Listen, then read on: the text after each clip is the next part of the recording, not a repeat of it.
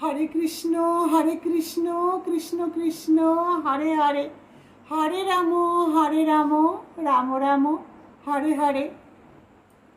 বাস্তুশাস্ত্র মানলে অনেক সময় আমাদের ভাগ্য বদলে যেতে পারে, কারণ বাস্তুশাস্ত্রে অনেক কিছু নিয়ম আছে যা আমাদের সকলের মেনে চলা উচিত। আর এই বাস্তুশাস্ত্র অনুসারে কিছু উপায় আছে, সেগুলো যদি মেনে চলা যায় তাহলে জীবনে সুখের অভাব হবে না।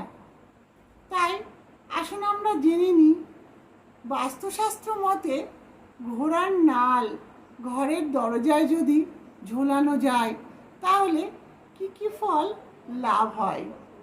কারণ বাস্তুশাস্ত্রে বলছে, যদি ঘোড়ার নালকে ঘরের দরজায় ঝুলিয়ে দেওয়া যায় তাহলে শুভ শক্তির প্রবেশ ঘটে এবং অশুভ শক্তি দূর হয় এবং ঘরের মধ্যে শান্তি বজায় রাখে। কারণ দেখা যায় অনেক সংসারেই টুকিটাকি অশান্তি লেগেই থাকে, হয়তো কোনো কারণ থাকে না, কারণ ছাড়াই একটা ঝুটঝামেলা বেঁধে গেল, চিৎকার চেঁচামেচি। তাই এগুলো হচ্ছে বাস্তু শাস্ত্র মতে অশুভ শক্তির প্রবেশ ঘটে কি করছে, গৃহে অশান্তি বাঁধিয়ে দিচ্ছে। তাই বলবো, ঘরের দরজার ঘোড়ার নাল ঝুলিয়ে দিন। এর ফলে অশুভ শক্তি দূর হবে এবং শুভ শক্তির প্রবেশ ঘটবে এবং গৃহে শান্তি বজায় থাকবে। দ্বিতীয়ত হলো, ঘোড়ার নাল যদি মূল দরজায় ঝোলানো যায় তাহলে শনির দশা কেটে যায়। আর তৃতীয়ত হলো, যদি কালো ঘোড়ার কালো নাল ঘরের দরজায় ঝুলিয়ে রাখা যায় তাহলে আর্থিক সংকট থেকে মুক্তি পাওয়া যায়।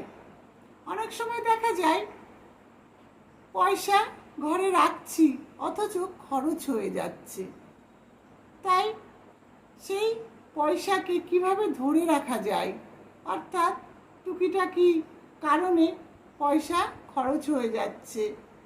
তাই বলবো, যদি কালো ঘোড়ার কালো নাল যদি আলমারিতে রাখতে পারেন তাহলে অর্থের কখনো অভাব হবে না। আবার এমনকি ঘোড়ার নাল যদি ঘরে রাখা যায় তাহলে ব্যবসায়ীরা ভালো ফল লাভ করে, তারা জীবনের সাফল্য লাভ করে। তাই বলবো যে বাস্তুশাস্ত্র মতে এই নিয়মগুলো যদি পালন করা যায় জীবনে সুখের অভাব হবে না, শান্তির অভাব হবে না। হরে কৃষ্ণ।